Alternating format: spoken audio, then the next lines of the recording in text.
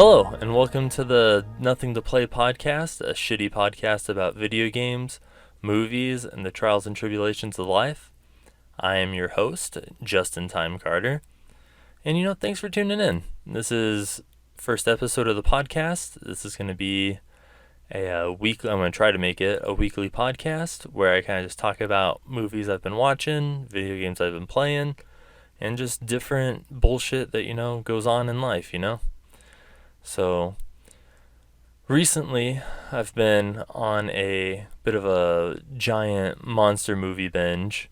I went and saw Crawl in theaters a couple weeks ago, and it was really good. And if you don't know what Crawl is, it's a movie. It takes place in Florida where a woman is there's a hurricane coming, and she needs to go to her parents' house to see if her dad evacuated. And turns out he's knocked unconscious in the basement, and there's an alligator, and the basement begins flooding because of the hurricane, and so now the alligator can swim around, and he's injured. And it's a really good movie if you haven't seen it, if you're a fan of the genre. I know some people who went and saw it and they didn't like it, and they were like, oh, I just laughed at it the entire time. I'm like, well, yeah, no shit, you laughed at it the entire time. If you go into a giant monster movie like that and you expect to come out like you just saw fucking Inception, yeah, you're going to be disappointed. But if you set the precedence that you're going in that, yeah, it's a fucking movie about alligators maiming people to death, I don't know what you expect out of it. But it was really good. Had its funny moments. And ever since I saw that movie, I've kind of been on this binge of, giant monster movies. After watching that, it really made me want to watch Deep Blue Sea with Samuel L. Jackson, where they genetically enhance sharks and make them smarter to help cure Alzheimer's. And in doing so, the sharks become so smart that they begin hunting the scientists down and killing them. So that's a classic. And then there's a sequel that came out a year ago to that, and that movie was awful. I mean, the only resemblance between it and the first one is the fact that it had a 2 slapped on its name, which I don't even understand why it was technically considered a sequel to that movie. But I guess no one else was using the name Deep Blue Sea anymore, so they just wanted to make a quick buck by using a name of a movie that was kind of popular, I guess, in the late 90s. So yeah, that was shitty.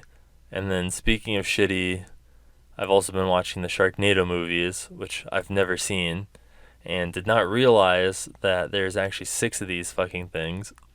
I'm only 3 in, and so far each movie has gotten gradually more ridiculous than the first, which, when the first movie is about a tornado filled with sharks, the fact that there's 5 more movies that can potentially get more ridiculous than that seems pretty insane. But so those have been a trip. And I also watched 47 Meters Down, which is another shark movie about 2 girls who go to Cabo or somewhere in Mexico and do where you get in a cage and they drop you underwater to look at sharks, and the winch on the boat ends up malfunctioning and drops them 47 meters into the ocean, and they have to sit there and try and get out while only having a limited amount of oxygen, and of course there's sharks down there and other shit happens. So that was pretty good. That was actually surprisingly good. I didn't really have any sort of expectations about it going into it, and the last half hour of the movie really sold me on it. But so yeah, so I mean, that's kind of what I've been watching lately. Video game wise, I picked up Fire Emblem 3 Houses for Nintendo Switch, just came out recently, and that game is really good. I'm a huge fan of the Fire Emblem series. I mean, I've played The first one I ever played was on the Game Boy Advance, which is considered the first one in the US. Really, it's like something like the fourth one or something, because originally it was a series that never came over here. And then for what they brought the fourth one over here, and it wouldn't make sense to really call it Fire Emblem 4 since the previous three were never here, so they renamed it just to Fire Emblem. But it's a good game. And then I played the DS ones and stuff, and then I have the 3DS one, Conquest, but I haven't actually played it. But this one for Switch is really good though. A lot of like graphically, it's beautiful. The anime cutscenes are really nice. Um, they added a lot of elements that like Persona has and stuff, where you kind of have this overworld now, where you actually kind of run around in third person, and you're a professor at this academy, so you kind of run around and have these little side quest things you have to do and collect stuff that are like lost items to give back to the students and raise your professor level, and you do skirmishes and fishing and gardening and cooking. So all that stuff's really cool. I'm all about that. And I kind of thought going into it, when I realized that it had these elements in it, that I was like, man, this is really cool, but I kind of felt like, man, this is going to get really monotonous after a while of, I just want to fight, like, and then I have to do all these side quests, and I'm like, man, I was like, this is probably going to get old really fast. But I'm about, I'd say, I'm about a third of the way through the game, and so far I'm not sick of it. I actually look forward to the side quest part. Like, those are some of my favorite parts in the game, is getting to do the side quests. So I'm actually surprised that I haven't gotten sick of that yet. But it's really good. Really like it. I also picked up Super Mario Maker 2 for the Nintendo Switch, which I was a really big fan of Mario Maker 1 on the Wii U, but I just never really played my Wii U, so it didn't get a lot of the love it deserved from me. So having it on the Switch is really nice, because you can kind of just pick it up and go and bring it with you. So that's really nice, and I like it. They added some new elements and like a story mode and stuff like that to the game, which I know a lot of people didn't pick up the first one because they were like, oh, I don't really have any interest in building levels. I just want to play levels. So this was kind of a nice way for those people to get a taste of the game if they didn't really feel like building levels. But I mean, you can play other people's levels, so I don't really see the complaint. But the story mode was nice. It was short, but it was sweet. What else have I been playing? I mean, that's pretty much it for, what I've been playing. I play Yu-Gi-Oh!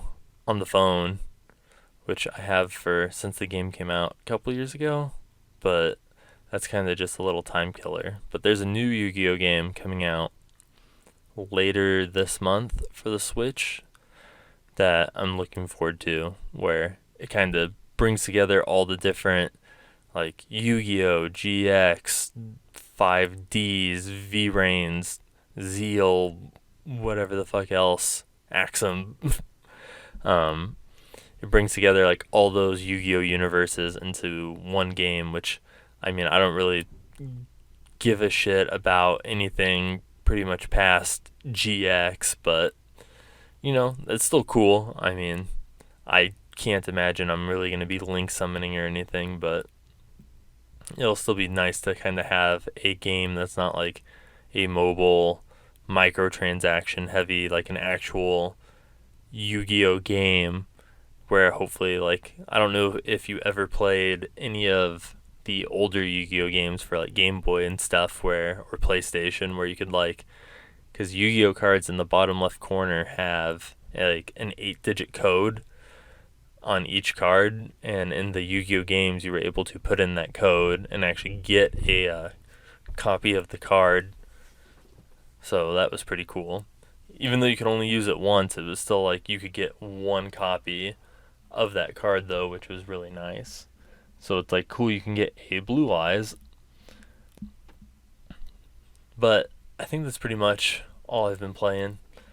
Um, I'm sorry, my cat fucking Oswald he was banging on the door trying to get in here while I was trying to record, so it was making a lot of noise. And then I fucking had to open the door to let him in, and now he's, of course, just rubbing his fat fucking face all over me and trying to get in my lap and just be in my business and trying to hit the microphone with his tail and face, and I'm just not about that life right now. But in the future, too, on this podcast, I'm looking to have some guests and stuff. I have some friends that I'd really like to bring on the podcast, which will probably make the podcast a lot more interesting, having like an actual exchange of people going back and forth instead of just me sitting in my walk-in closet by myself talking, which I'm sure isn't the most entertaining thing, but I also know it's the first episode. I've never done a podcast before either, which is probably why listening to this is probably pretty cringy. And if you've honestly made it this far, I commend you. Because I fucking hate, like, I don't know what it is when you listen to, like, your voice when it's, like, recorded, when it's not coming out your mouth. But, like, anytime I've ever left a voicemail or something and had to, like, listen to myself, I was like, oh, God, do I really fucking sound like that? It's awful. But I'm going to try to get better. I'm going to try to get better, at doing this. And, I'm still a little stiff, and a little nervous and whatever else. But over time, I think, as I loosen up, it'll feel a little more natural, I guess. And having another person on the podcast, I think, will help with that too, instead of just me talking into the microphone by myself. But yeah, besides that, not too much else has really been going on. I had a couple incidents a couple weeks ago where I have 4 huskies. I have Bunny and Sarah, who are mom and dad, and then I have Rex and Atlas, who are son and daughter, because they had a litter of 9 and we ended up keeping 2. So I have 4 dogs. Bunny and they're all Siberian Husky. Bunny and Sarah are about 4 years old. Yeah, 4 years old, because Atlas and Rex just turned 2. So I had an incident though, like when Sarah was a puppy, she was the fucking worst. Like, Bunny crate training, a breeze. Like, Bunny was a natural when it came to sitting in his crate, waiting. Sarah was fucking horrible. Like, she would piss and shit in her crate, and at the time we were living on the 3rd story at this apartment complex, and it was just, I'd come home from work, and it was just piss shit city, and it's like she would shit and then piss, which would then get the shit all wet, and then she'd step in it and sit in it. And because you're on the 3rd floor of an apartment, like, what the fuck am I supposed to do? Like, I can't just, like, now that I have a house, like, I can, like, hose the crates off or, like, do whatever. But when you're on the 3rd floor apart, there's no hose.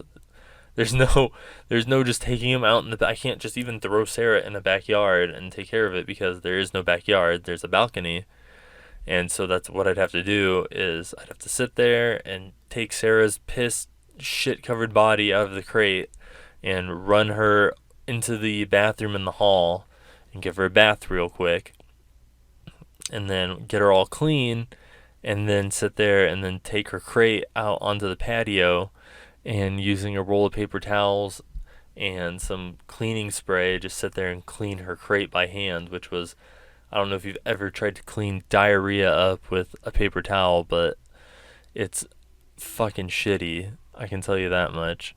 And I'd use like an entire roll of paper towels just trying to scoop fucking liquid shit in my hands, and can't recommend it. But now that I have a house, it's a lot nicer. When accidents like that do happen, at least I can just drag the crate out into the front yard and just blast it with my pressure nozzle and clean it instead of having to use paper towel. One time we ran out of paper towels when we were living at the apartment. That was awful. Luckily, we lived across the street from an Albertsons, so I had to literally run across the street to Albertsons to buy a pack of paper towels so that I could clean the crate. But yeah, back to my story.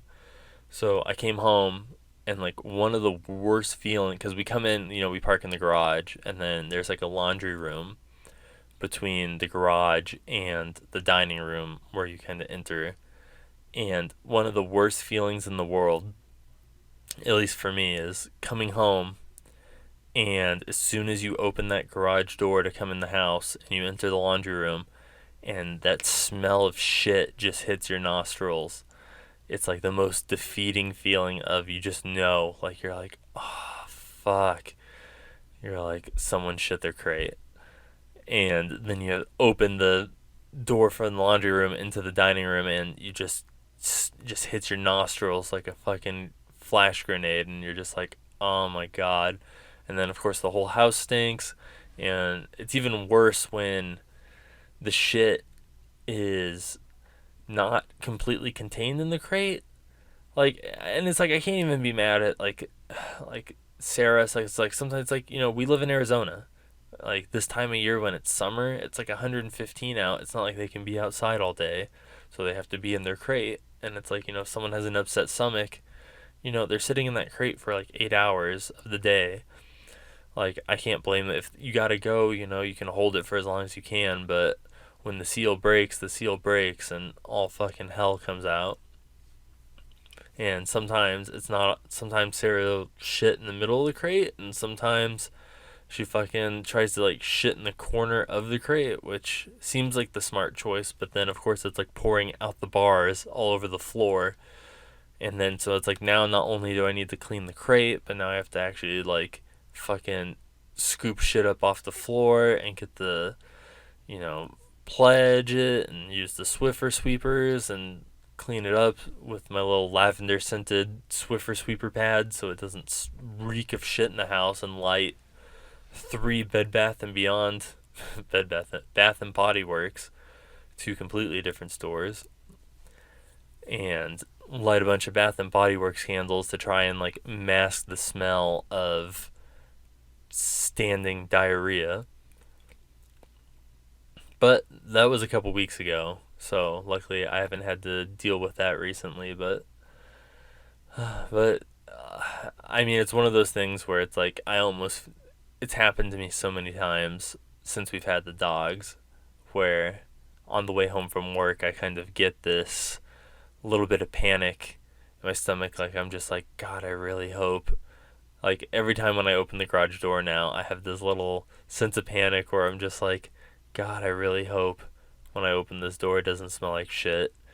Because nothing's worse. Like, nothing is worse than working 8 hours at a fucking job, and then you come home, and it's like, when I come home, it's like work. I mean, I'm off the clock, but it's like I'm never off the clock because I have 4 fucking dogs that need food, attention, and love, and then I have to like either do dishes or help cook, which then leads to more dishes, which is a never-ending circle. And we also have a cat, and he needs attention and love and fucking bullshit.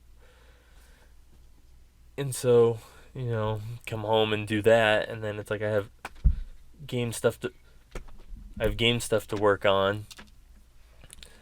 And some nights I don't even get to do that because by the time like 8:30 hits, I'm just fucking spent. Like, I'm like, I just want to lay down, go lay down in bed, pop on the old YouTube, put on some Indian massage or ASMR videos, Indian barbers. I'm about that life, and so I'll watch some of that and like 4 minutes of that and I'm out.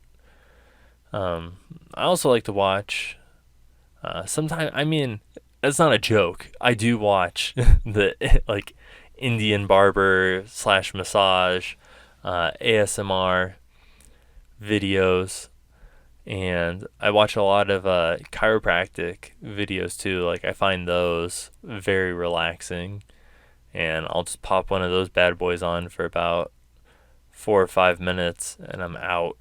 I'll be like sitting there falling asleep watching the video, and then end up dropping my phone on my chest, and it'll scare me awake, and then I'll watch a couple more minutes and then fall asleep, and then drop my phone on my chest, and then it'll scare me awake, and then I'll watch another 4 minutes, and then I'll drop my phone on my chest, and then it'll scare me awake. And then sometimes it doesn't scare me awake, and then I wake up and my phone's off and it's at like 4%, and you go into the YouTube history and there's like 8 videos that it says that I watched that I have no recollection of ever watching. And that's a nightly routine that I end up going through. And yeah, I mean that's pretty much it for the most part. I know in the future, I want the podcast. Most podcasts are usually about an hour long and stuff like that. But, with it just being the first podcast, I don't really have a lot planned. And that's kind of what I wanted for this podcast too, is I kind of just want to go in blind. Like, just kind of talk about whatever, kind of do whatever. No real outline or anything like that to go off of. So can just kind of let the conversation flow from one thing to another without really having any given schedule or planning behind it. But in the future, I feel like most podcasts are about an hour. So I figure that's kind of where this will fall, is about that hour timeline.